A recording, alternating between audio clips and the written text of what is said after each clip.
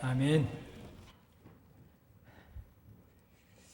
우리가 이 땅에서 신앙생활을 하는 것은 죽어서 천국 가기 위한 것뿐만 아니라 지금 여기에서 주인 되신 하나님의 통치를 받으며 하나님 나라의 백성답게 생명을 얻고 더 풍성한 삶을 살아가기 위해서입니다.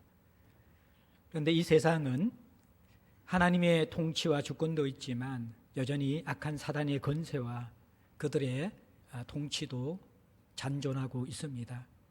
이 악한 세상 그리고 약한 우리가 어떻게 하나님 나라 백성으로 세상살이를 건강하게 할 수 있을까? 이것을 위해 하나님이 주신 선물 두 가지가 늘 제가 말씀드린 말씀과 공동체입니다. 하나님의 진리, 그 하나님의 말씀 속에 우리가 어떻게 살 것인가, 그리고 그러한 삶을 살아갈 수 있는 힘, 이것이 바로 말씀 속에서 공급되어집니다. 그러니까 말씀과 연결되지 않은 성도들은 이 세상을 하나님의 통치를 받으며 살아갈 수 없습니다. 또 하나는 공동체를 선물로 주셔서 이 세상 가운데서 어그러지고 거스러진 세상 가운데서 하나님 나라의 백성답게 살아가도록 하십니다. 우리 개개인은 홀로 이 악한 세상을 버티면서 살아갈 수 없습니다. 서로가 우리가 살아가는 삶의 모습이 옳다라는 것을 지지해주고 지쳐 힘든 자들을 격려하며 일으켜 세워주고 상처와 아픔이 있는 자들을 사메어주고 또 믿음의 걸음을 가지고 걸어가고 있는 사람들의 본을 바라보면서 이 공동체 속에서 우리가 하나님과 연결되어지고 지체와 연결되어져서 힘을 얻으며 세상을 이기며 하나님 나라를 경험하며 살아가야 되는 것입니다. 그런데 오늘날 이 공동체에 이 세상살이를 하는 성도들이 말씀도 잃어버리고 또 공동체도 잃어버리는 그러한 현상들을 볼 수가 있습니다. 공동체는 생명체입니다. 유기체인 것이죠. 생명체는 돌보는 사람 있을 때, 돌보는 이가 있을 때 건강성을 유지하고 자라갈 수 있는 것입니다. 그런데 점점 이 공동체를 돌보는 이들이 사라지고 있습니다. 제가 함께 교제하고 동력하고 있는 복음주의 단체들이 있습니다. 연합운동체인데 제가 제자들교회 부임한 이후에 거의 그 시점에 두 단체가 함께 시작했습니다. 건강한 단체이고 믿을 만한 분들이 동력하는 곳입니다. 그런데 한 단체는 5명의 공동대표가 있고 그 면면을 볼 때 정말 기라성 같은 분들입니다.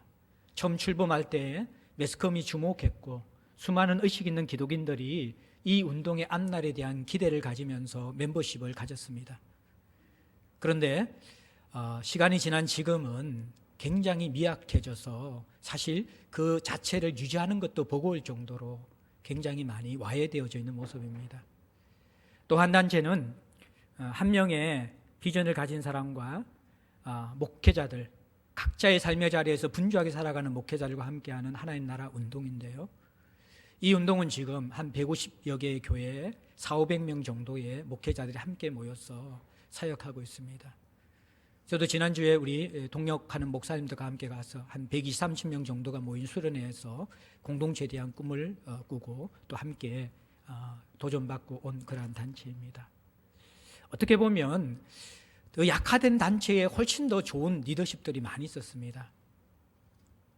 그런데 왜 그것이 와해되게 되고 처음 시작할 때 별 볼 일 없고 사실 기라성 같은 그런 사람들이 보이지 않는 이 단체는 시간이 지나면서 이렇게 강력해졌을까요?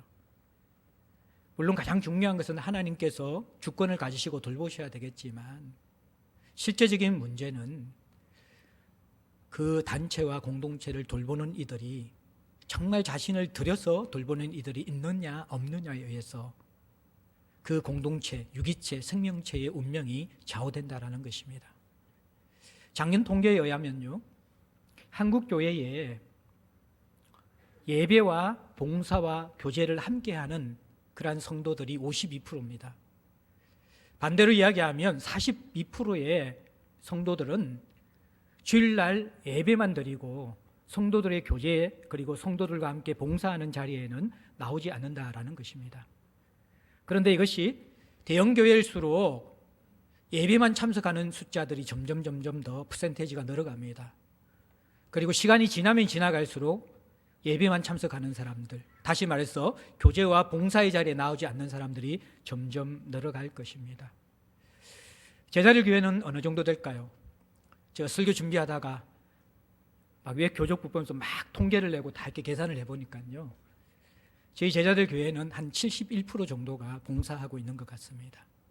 예배뿐만 아니라 교제의 자리와 그리고 봉사의 자리에 나오는 사람들 한 71%, 한 평균 52%보다는 한 20% 정도 높은 그러한 비율이었습니다. 여러분들이 각자 분주하고 힘든 삶을 살아가면서도 공동체에 대한 중심과 마음을 주시기 때문에 이 제자들 공동체가 유지되고 또 하나님의 은혜가 계속해서 흘러가고 있는 것 같습니다. 오늘 제가 왜 이 공동체 이야기를 하냐 그러면요, 지금 느헤미야의 문맥 속에서 우리가 무엇을 다루고 있습니까? 무너졌던 느헤미야 공동체가 성벽을 재건하고 이렇게 세워지면서 백성을 재건했죠. 그 백성 재건은 수문앞 사경회로부터 시작되어집니다. 나팔절을 지키고 초막절을 지키고 그 이후에 그들이 일상에 돌아가는 것을 멈추고 하나님이 주신 마음, 회개의 마음을 가지고 함께 모여서 주님 앞에 깊이 나아가서 회개합니다. 그리고 그들의 잘못이 무엇인지 깨닫게 되어집니다. 하나님은 언약에 신실하셨는데 이스라엘 백성들은 언약에 대해서 패역한 자들이었습니다. 그래서 그들이 우리도 하나님의 신실하심에 반응하여서 그 사랑에 반응하여서 우리도 하나님의 언약에 신실하겠습니다 라고 하면서 회개 다음에 그들이 언약에 대한 그분의 서명을 하고 언약문을 적고 서명을 하고 거기에 인을 찍어서 다 함께 언약 공동체로 나아가는 모습들을 보고 있습니다. 그리고 우리가 이 언약의 내용들 우리가 보고 있는데 왜 이들이 언약했는가? 영적인 부흥, 변화산의 체험과 같은 그들이 모였을 때 임했던 강력한 하나님의 역사들, 이 역사들이 어떻게 일상 속에서 연결될 수 있을까? 우리가 주일 예배를 드리고 사경회를 드리고 또 그리고 수련을 하게 되어지면 그때 하나님이 주신 풍성한 마음들, 우리를 만져주시고 우리를 채워주시고 우리에게 다시 소망을 주셨던 그 마음들을 어떻게 나의 일상에서 연결시킬 수 있을까? 이것이 큰 문제였는데 이스라엘 백성들도 이 문제가 직면되어진 것이죠. 그래서 이 영적 부흥을 일상에서도 살아나기 위해서 언약을 체결하였고 그 언약의 내역을 경고히 하면서 기억하면서 이 영적 부흥이 일상생활로 연결되기를 원했습니다. 우리가 지난주에 두 가지 언약의 내용을 살펴보았습니다. 하나는 이방인과의 결혼을 금지하는 것입니다. 자녀들을 이방인에게 주지 않는 것입니다. 이것은 신앙의 가정을 세우겠다라는 것이죠. 가정을 세우겠다라는 것입니다. 두 번째는 우리가 안식일과 안식년을 지키면서 이방의 세상 가치, 경제 가치에 따라가지 않겠다라는 것입니다. 애굽의 파라오의 그 피라미드 구조와 같은 약육강식의 가치, 자기의 능력으로만 살아갈 수 있는 그 가치를 담지 않겠다라는 것입니다. 은혜로 하나님께서 우리에게 주신 가치, 베품과 나눔의 가치, 그 안식일과 안식년의 가치, 하나님을 신뢰하는 믿음의 가치를 가지고 하나님 나라의 가치로 세상 나라를 이기겠다라는 것입니다. 지난주에 다뤘던 두 가지는요, 가정과 일터, 어떻게 보면 공동체가 주일에 한 번 모이고 주중에 예배가 있고 또 주중에 모일 수 있지만 대부분 우리의 일상들이 가정과 일터에서 시간들을 보내게 되어지는데 여기에서 하나님의 통치, 하나님의 언약이 제대로 드러나지 아니하면요, 성도들의 세상살이가 건강할 수 없다라는 것입니다. 그래서 신앙의 가정을 세우는 것과 일터에서 하나님 나라의 가치로 세상 가치에 무너지지 않고 살아가는 것에 대해서 지난주에 나누었습니다. 이제 오늘은 이 공동체를 세워서 공동체를 살려내어서 우리의 일상을 살아가자라는 그 내용을 담으려고 합니다. 그런 부분에서 말씀드렸지만 공동체가 건강하고 살아있지 않으면 그 공동체의 구성원들은 점점 와해되어지고 약화될 수밖에 없다라는 것입니다. 그래서 오늘 본문 속에서 가장 많이 반복적으로 등장하는 게 여호와의 전, 하나님의 전이라는 단어입니다. 7번 등장하거든요. 구약시대의 여호와 전, 하나님의 전은 눈에 보이는 그 성전이었지만요, 신약시대는 이 개념이 바뀌었죠. 이 여호와의 전, 마지막 여러분들 그 39절에 보면 우리 하나님의 전을 버려두지 아니하리라. 하나님의 전을 버려두지 아니하고 하나님의 전을 세운다라는 것, 신약이 어떻게 적용해야 되는가? 먼저는 성전은 우리 개인입니다. 이제는 건물이 아니라는 것이죠. 예배당이 아니에요. 예배당을 정축하거나 예배 어떤 뭐 이렇게 시설을 갖추는 것, 우리가 이렇게 빔 프로젝트 갈아가지고 제가 늘 비비크림 오늘도 바르고 나왔지만 이게 여러분들 성전을 세우는 게 아니라는 거예요. 신약의 계명 속에서. 신약의 개념은요, 한 사람 한 사람이 하나님의 거룩한 성전이 되어지는 것, 그것이 첫 번째 적용점이 되어집니다. 그리고 더 나아가서 이 거룩한 성전인 한 개개인이 모여있는 공동체, 이 공동체가 하나님의 몸이 되어지고 건강하게 자라가는 것, 이것을 통하여서 하나님의 몸이 세워지고, 그것이 세워지면 우리의 일상 속에 강력한 힘을 공급받으면서 일상을 살아갈 수 있는 힘을 얻게 된다라는 것입니다. 자, 그러면 오늘 본문 속에서 이스라엘 백성들이 공동체, 이 언약 공동체, 예배 공동체, 신앙 공동체를 어떻게 세우는가를 한번 봅시다. 신앙 공동체와 예배 공동체를 견고히 세우기 위해서 이들이 첫 번째 하는 것이 32절 말씀입니다. 우리가 또 스스로 규례를 정하기를. 굉장히 중요한 단어입니다. 자발적으로 그들이 하나님 앞에 공동체를 섬기기로 언약을 하고 내용을 결정하는 것입니다. 그런데 이 자발적으로 헌신하고 내용을 결정하는 것, 이 중심 속에 무엇이 있습니까?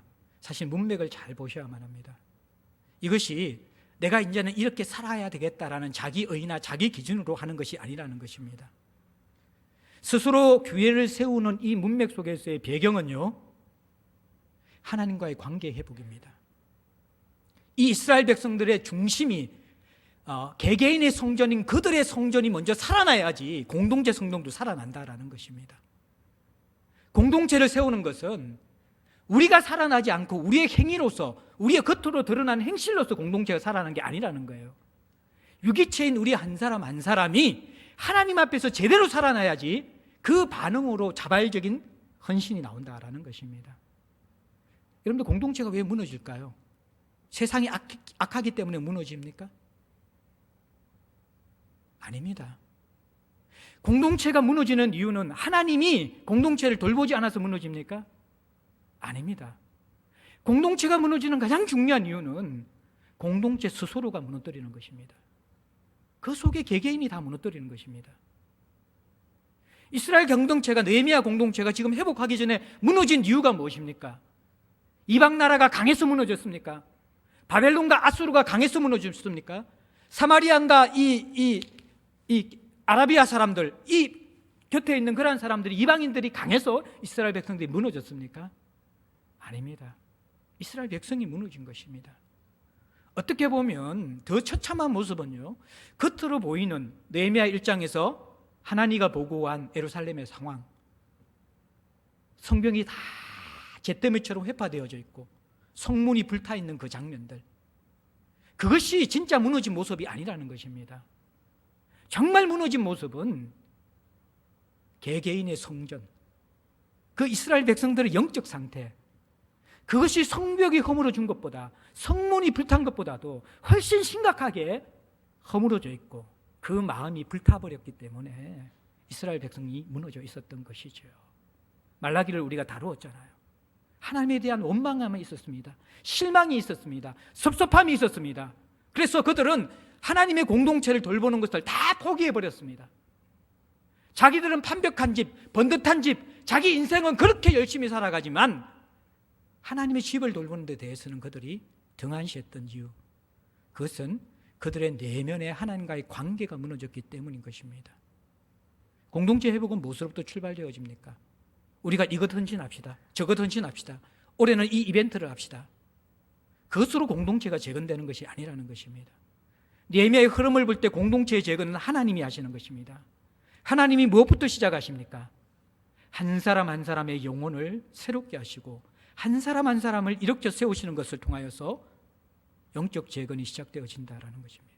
오늘 이 본문 속에서 이들이 스스로 규례를 정한다라는 것은 바로 이러한 하나님의 사랑이 차올라서 하나님과의 관계가 회복되었기 때문에 거기에 대한 건강한 반응으로 나온다라는 것입니다. 이것이 전제되지 않는 공동체의 헌신의 기준들, 이것이 전제되지 않는, 내가 장로가 되었으니까, 내가 안수지사가 되었으니까, 내가 권사가 되어졌으니까, 어떠한 직분이 되었기 때문에, 우리가 이러한 프로젝트를 진행하기 때문에 그래서 헌신하자라는 것은요, 일원될 줄 모르지만요, 자기의가 더 높아집니다. 공동체가 건강해질 수가 없는 것이죠. 공동체 헌신은 철저하게 자기의나 우리의 기준이 아니라 하나님께서 우리에게 찾아오셔서 예배를 회복시키시고 각자의 마음의 재단을 회복시키시고 각 영혼의 부흥을 일으키시면서 그 사람과 은혜를 경험하면서 시작되는 것, 그것이 가장 건강합니다. 그것과 동시에 하나님이 주신 마음에 우리가 반응해야 되는 것이죠. 거기에 우리가 우리 자신을 들어서 헌신한 것이 같이 연결되면서 스스로 규례를 정할 때에 언약 공동체의 재건이 시작되는 것입니다. 저는 최근에 제자들 공동체에 일어나는 감사한 현상을 주님 앞에 참 올려드리면서 기도하고 있습니다. 새벽 기도를 깨우는 엄마 부대가 지금 특공대가 생겼습니다. 참 놀랍게 항상 마을 리더가 부족했는데, 그리고 정기적인 마을 개편도 아닌데 2020년에 새로운 신임 마을 리더 가정이 6가정이 세워질 예정입니다. 제가 목표하고 처음 있는 일입니다.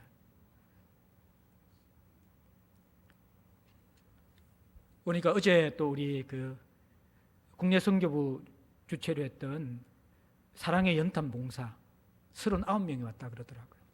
자기 돈 2만 원씩 내면서 또 우리 성도들이 그렇게 섬기는 모습들 보면서 감사함을 느낍니다. 제가 올해부터는 그루터기 부인의 리더들을 좀 섬기고 있는데, 그 리더 모임을 하고 있는데 참 제가 행복해요. 왜냐 그러면 이 모임을 돌보는 사람이 많기 때문에. 물론 저는 그들과 함께 나눌 그러한 영적 양식들, 그 내용들을 준비하면서 이미 제가 그 교제를 20번, 30번 했지만 다시 새롭게 준비하면서 제가 은혜 받으면서 나누고 있습니다. 웬만한 특별한 일이 않으면 이 12명 정도 되는 리더들이 지각도 안 하고 결석도 안 하더라고요. 야, 이런 모임을 제가 또 처음 봤어요. 10분 전에 이미 와가지고 밖에서 기다리고 있고, 그리고 각자가 이 모임을 위해서 말도 안 했는데 막 준비를 해와요. 한 권사님은 집에서 고구마를 삶아왔어요. 아침에 굉장히 힘든데 너무 맛있게 먹었어요. 한 집사님은 있잖아요, 평소에 먹기 힘든 고급 한가를 가지고 왔다. 한가를.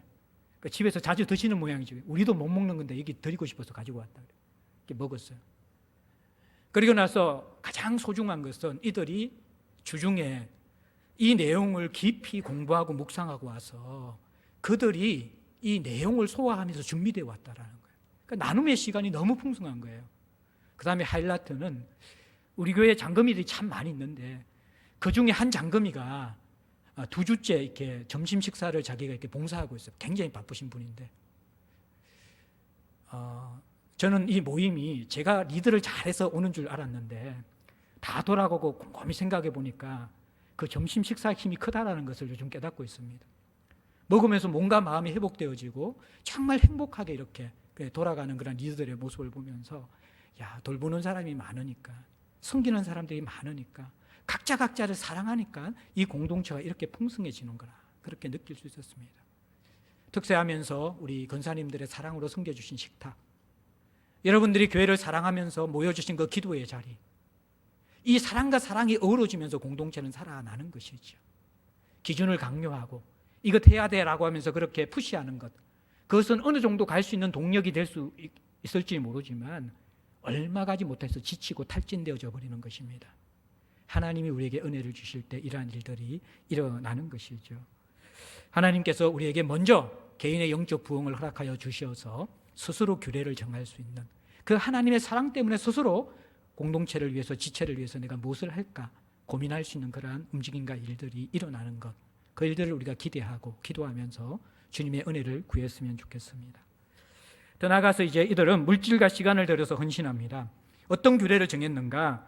32절에 보면 여러분들 성전세를, 32절 33절에는 성전세를 내겠다고 규례를 정하고요, 34절에는 또 여러분들 그 성전에서 제단에서 제물을 불태울 때 필요한 나무가 필요하잖아요. 그 나무를 그들이 공급하겠다, 그렇게 헌신합니다. 성전세는 본래 이스라엘의 모든 20세 이상이 된 성인은요, 반세겔씩 생명의 속전으로 내게 되어져 있습니다. 이 생명의 속전이 성전세 개념으로 바뀌게 되었죠. 왕정시대에는 이 성전세가 반세겔이었어요. 그런데 포로 이후 때는 이들의 경제적 상황들이 굉장히 궁핍해졌기 때문에 반세겔에서 3분의 1세겔로 그렇게 줄어들었습니다. 그러다가 이제 예수님 시대에 되어지면 이것이 다시 반세겔로 회복되게 되는 것이죠. 그러니까 이들이 성전세, 물질로 하나님께 드리기로 이게 헌신했다라는 것입니다. 성전세는 어디에 쓰여집니까? 34절에 보면 진설병, 이것은 성전에 금상이 있는데 이 금상에는 여러분들 그 12개의 진설병 떡이 이렇게 올려져 있습니다.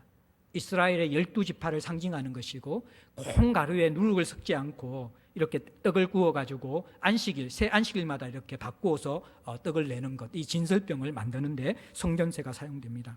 항상 드리는 소제는요, 곡식 가루를 유황과 또 이렇게 소금 같은 걸 넣어가지고 드리는 그런 곡식 제사를 의미하는 것입니다. 항상 드리는 번제는, 이거는 매일 해뜰 무렵과 해질 무렵에 드리는 짐승 제사인데, 어린 양 2마리를 아침에 그리고 저녁에 잡아서 드리는 이것을 상번제라고도 하고 번제라고도 합니다. 소제와 번제는 다 하나님에 대한 충성과 헌신을 올려드리는 그런 고백의 표현이라고 볼 수 있을 것입니다. 매일 드리는 이러한 소제와 번제뿐만 아니라 안식일, 초하루, 정한절기, 이러한 일주일에 한 번, 한 달에 한 번, 그리고 1년에 이스라엘 백성들이 우리가 다룬 것처럼 하나님 앞에 일상을 멈추고 주님 앞에 나아가는 절기를 지켰습니다. 이 모든 절기 행사에 성전세가 사용되게 된 것이죠. 그리고 이스라엘을 위하는 속죄제, 이건 1년에 한 번 드리는 대속죄일, 이스라엘의 모든 백성의 죄를 끌어안고 대제사장이 지성소에 들어가는 1년에 한 번 있는 이 절기를 의미하는 것입니다. 그리고 하나님의 전의 모든 일, 하나님의 전을 운영하는 데 필요한 모든 그런 물질들 위해 가지고 성전세를 드렸다, 그렇게 이야기하고 있습니다. 34절에는 나무 땔감을 이들이 드렸습니다. 사실 이 나무 땔감은 성전의 제사를 위해서 꼭 필요한 것인데, 포로 이후에 이 본문에만 나오고 앞에는 그냥 장작 패는 일, 그 정도만 나오게 되는데, 오늘 본문 속에서는 나무를 해오는 것을 제비 뽑아서 종족들이 이렇게 순서대로 감당하는 것들을 우리가 볼 수 있습니다. 왜 이렇게 되었냐 그러면요, 왕정시대에는 삼림이 풍성했습니다. 그래서 이곳저곳에서 땔감을 쉽게 구할 수가 있었죠. 그런데 이스라엘이 멸망하고 난 다음에는 국토가 황폐화되었습니다. 나무를 구하기가 쉽지 않았던 것이죠. 본래 이 땔감, 나무패, 장작패는 일은 기본 족속의 후배인 느디밈 사람들이 했던 일들인데, 이제는 그들만이 감당할 수 없을 정도로 이 나무 구하는 것이 힘들고 또 공급하는 것이 어렵기 때문에 이스라엘 지파들이, 이제 종족들이 순서를 정해서 이것을 감당했다라는 것입니다. 이들이 시간을 내고 또 몸을 들여가지고 나무 땔감을 구해서 성전 제사가 멈춰지지 않도록 헌신했다, 그렇게 볼 수 있는 것이죠. 사랑하는 성도 여러분들, 현대인들이 가장 소중하게 생각하는 것이 무엇입니까? 그것은 바로 시간과 물질입니다. 또 오늘 이스라엘 백성들이 공동체를 세우기 위해서 한 일들은 물질과 시간과 몸을 드리는 것입니다. 이것이 그냥 이게 탑다운으로 지시되어지는 것이 아니라 하나님의 사랑을 경험하고 하나님의 주신 것을 경험하고 거기에 대한 반응으로서 자발적으로 공동체를 세우기 위해서 이렇게 헌신한 것으로 볼 수 있는 것입니다. 현대인에게 가장 소중한 2가지인 물질과 시간, 가장 소중한 것을 내가 어디에 드리고 있는가, 그것이 내가 가장 사랑하는 것이 있는 곳입니다. 자, 물질, 시간, 그리고 내 몸, 이것이 있는 곳이 내가 가장 사랑하는 곳입니다. 그런데 이제 점점 교회 공동체를 향한 사랑들, 헌신들, 가장 소중한 것을 드리는 그 모습들이 사라져 가고 있습니다. 서구교회는 이미 이 전철을 밟았습니다. 한국교회도 이제 젊은 세대들이 물질과 시간과 몸으로 헌신하는 그 부분들이 상당히 약화되고 있습니다.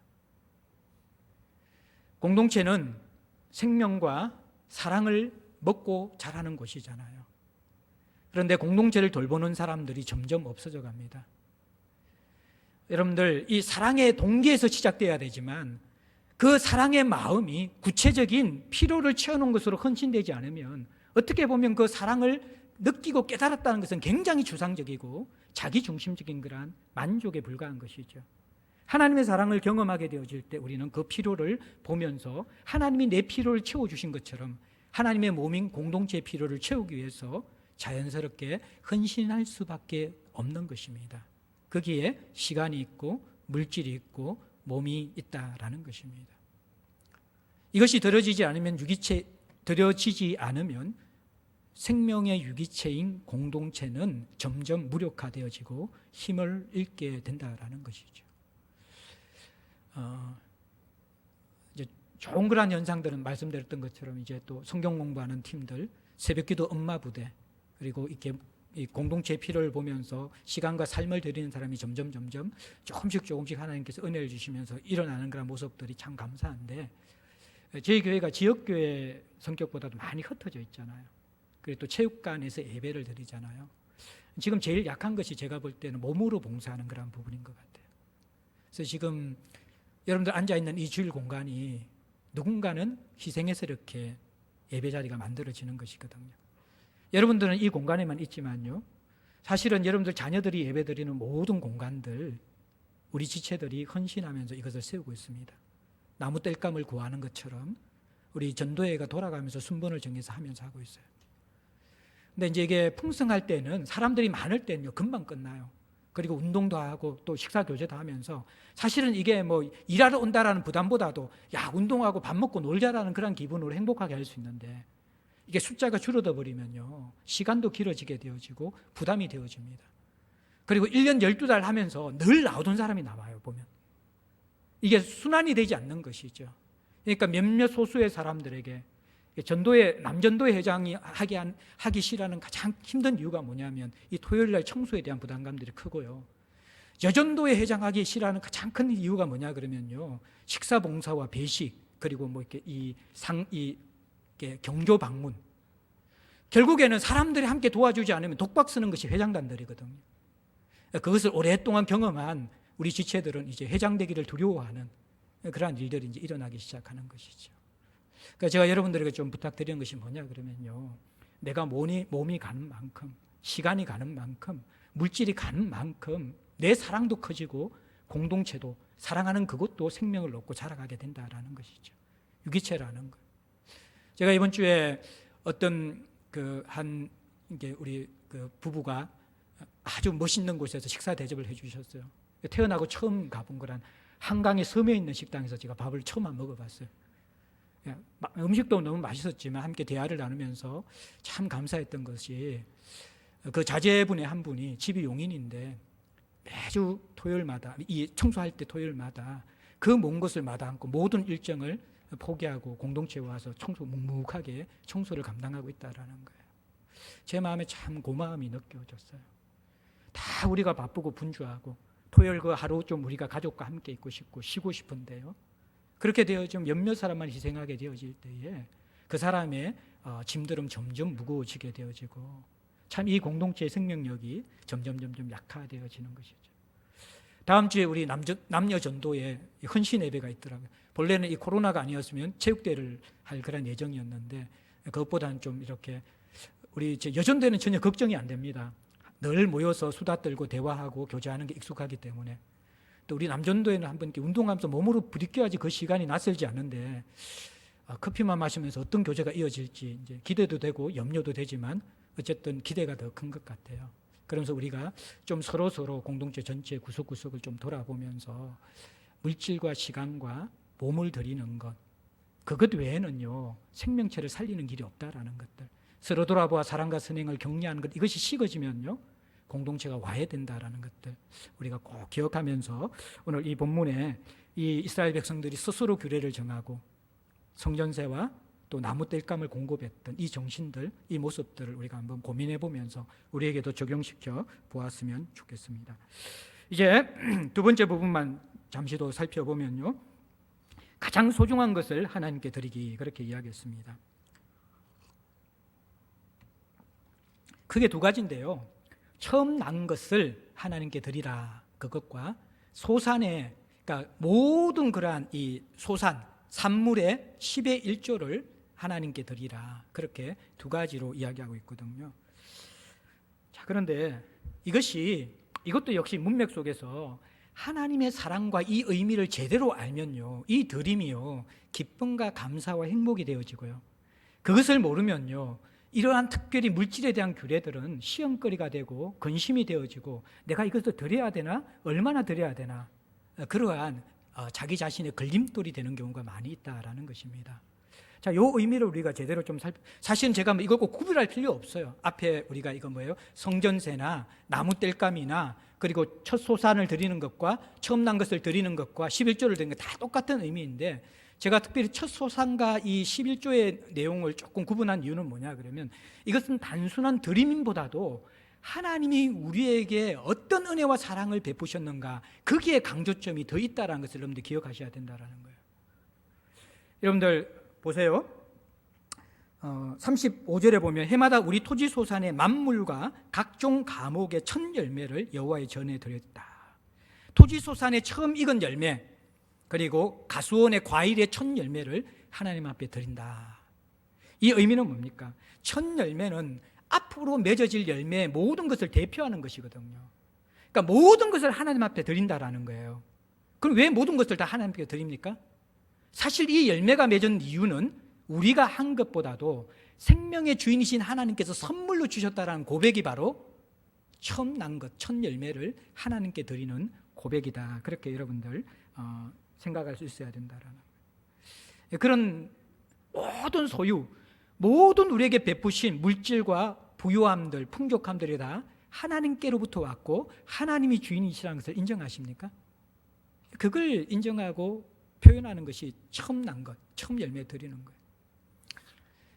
여러분들 좀 이게 머리가 깨어있는 자녀들은요, 요즘도 그런 자녀 있는지 모르겠어요. 직장 취업해가지고 첫 월급 받아가지고 부모님께 다 드려본 그러한, 혹시 여러분들 그런 자녀 보셨습니까? 이게 뭡니까? 사실 우리 젊은 사람들은 들으면서 근심하고 있는데 이렇게 해라는 게 아닙니다. 평생을 부모님이 나를 돌보시고 그분이 내게 투자한 물질과 시간과 희생이 얼마나 큽니까? 그렇다면 지금 내 인생에 누리고 내 인생에 하나님께서 주신 이 모든 것들은 하나님이 주신 것과 동시에 부모가 내 인생의 돌봄과 사랑을 베풀었기 때문에 가능한 열매인 것이죠. 내가 취업해가지고 내가 직장 들어가서 일해서 돈 벌었기 때문에 내 거야. 물론 자신의 것은 자신의 것이지만 거기에 있기까지 하나님과 부모님이 아니라 그러면 여러분 그 자리에 갈 수 없는 사람들입니다. 그래서 여러분들 무엇입니까? 사실 열심히 해서 돈 벌면요, 첫 월급 받으면 하고 싶은 것 많잖아요. 요즘 젊은 사람들 제일 좋아하는 거 이런 건 뭐 에어팟 프로. 저도 이게 이제 캐나다 가는 어떤 분이 저한테 던져주고 가셔서 선물로. 그래가 제가 이제 너무 좋더라. 요즘 뭐 젊은 애들은 이거 사는 게 유행이더라고요. 그런 것처럼 뭔가 첫 월급 받으면 내가 사고 싶은 것도 많고 하고 싶은 것도 굉장히 많이 있는데 그것을 부모님께 드린다라는 그것에 어떤 의미가 있는 것입니까? 사실은 내 인생의 많은 것이 전부가 당신의 사랑과 은혜 때문에 가능한 것입니다. 그 고백인 것이죠. 하나님께도 마찬가지입니다. 저도 이 교회에 와서 한 2번 정도 본 것 같아요. 첫 월급을 하나님께 드립니다. 그렇게 헌금했던 거. 누군지는 이름은 몰라요. 근데 이제 2번 정도만 제가 이렇게 본 것 같은데. 그런 것들.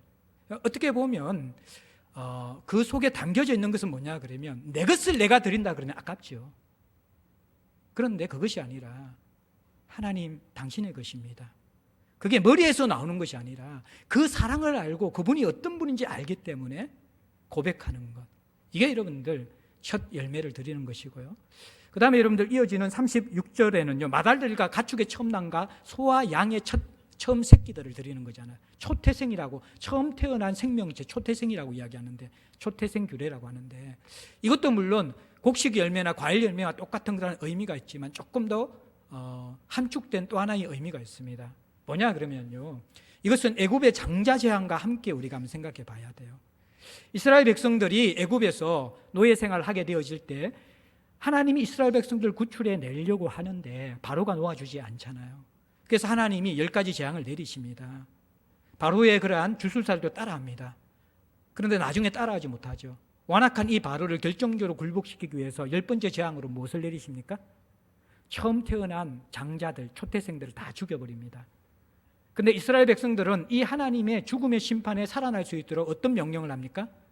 유월절 어린 양의 피를 뿌리라고 이야기하는 것이죠. 그러면 죽음의 이 천사가 지나가다가 피가 뿌려진 것을 보면 패스오브, 넘어가는 유월절, 그것이 바로 유월절의 규례인 것이죠.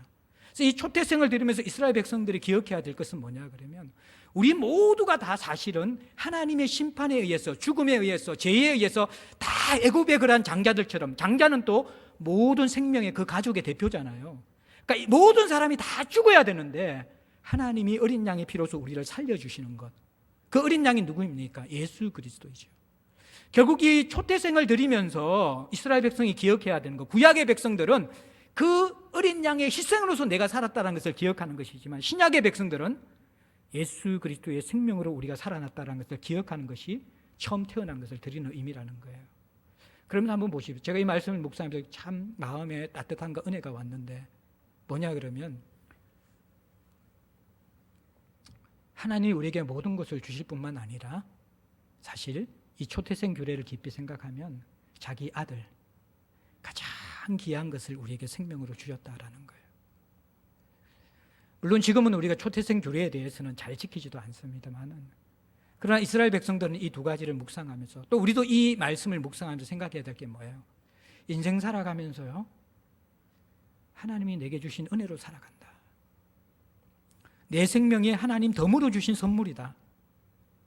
이것 잃어버리는 순간 사람들이 다 자기 중심적인 속성을 가지게 되어지고 파라오의 가치 속에 물들게 되어진다라는 것입니다. 이것을 여러분들 규례로 보고 내가 지켜야 될 기준으로 본다 그러면요, 아직까지 여러분들이 구원이 무엇인지 복음이 무엇인지 제대로 깨닫지 못하는 사람입니다. 조금 이따 11조 규례도 나오잖아요. 예?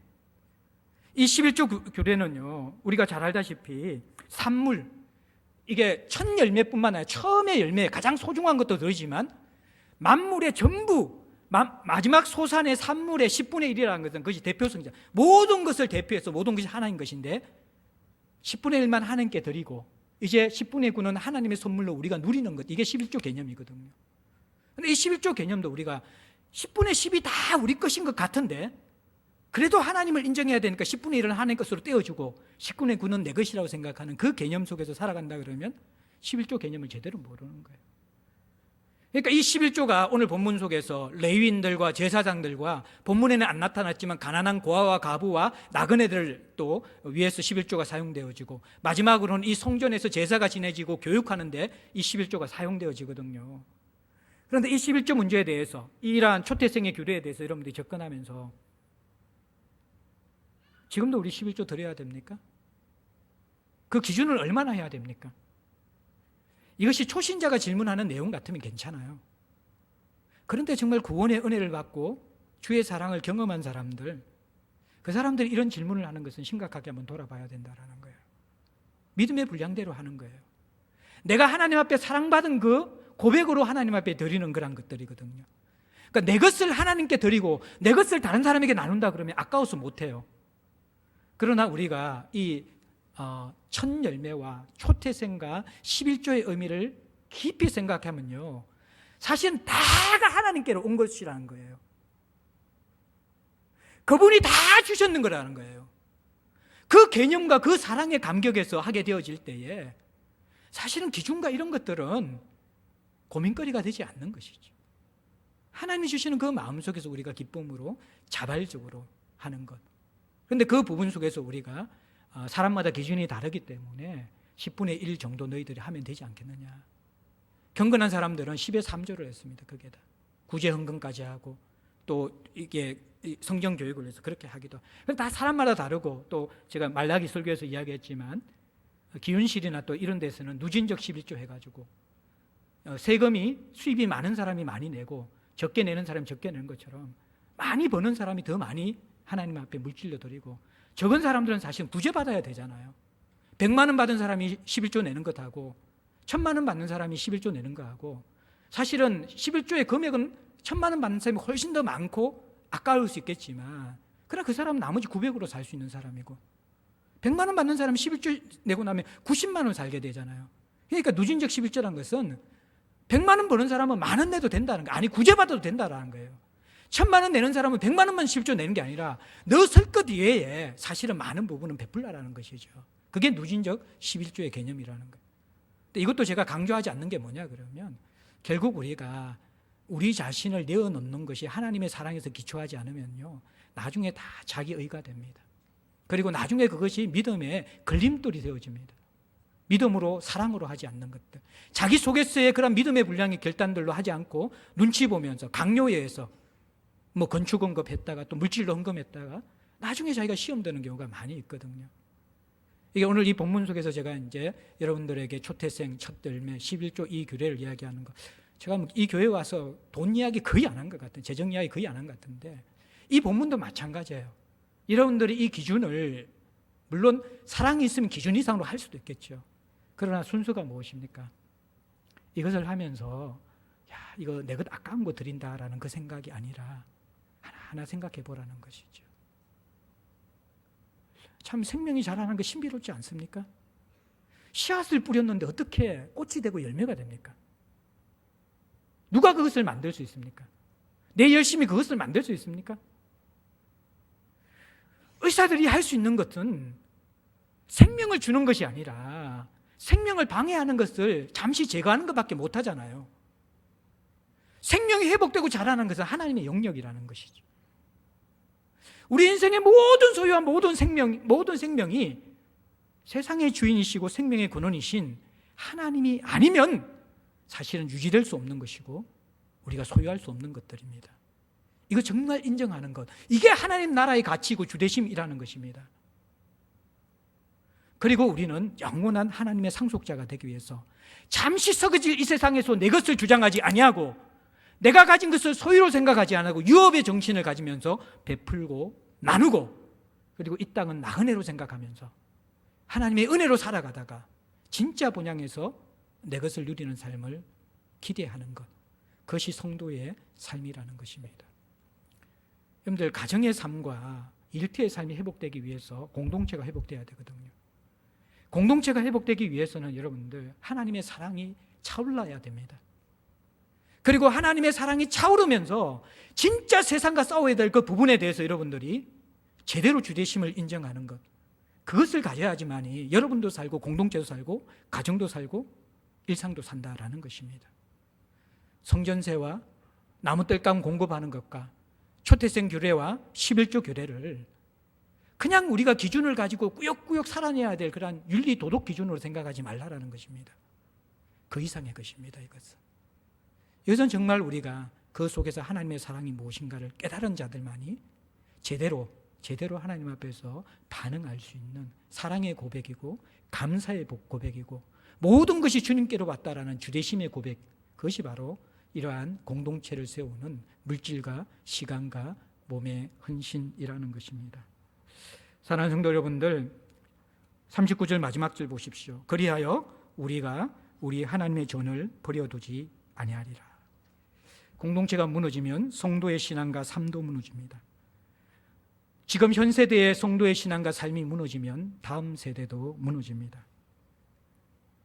먼저 첫 출발은 성전을 세워야 하는데 나의 성전부터 세워 나갑시다. 우리의 경건의 삶, 개인의 예배, 하나님을 경외하는 삶, 우리의 중심에 첫사랑과 영적 회복이 일어나기를 원합니다.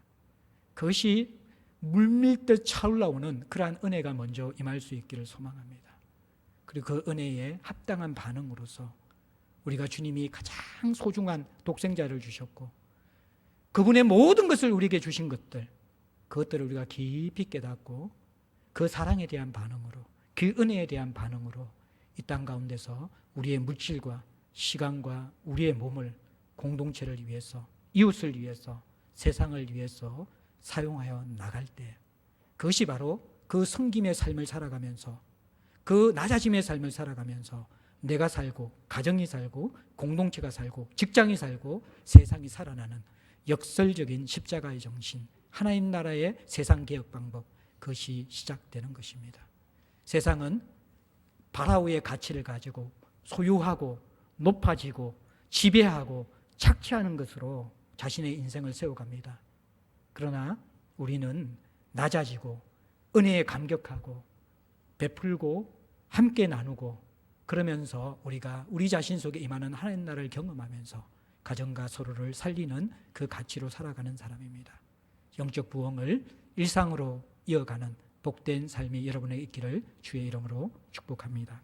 우리 함께 찬송가 620장 찬송하겠습니다.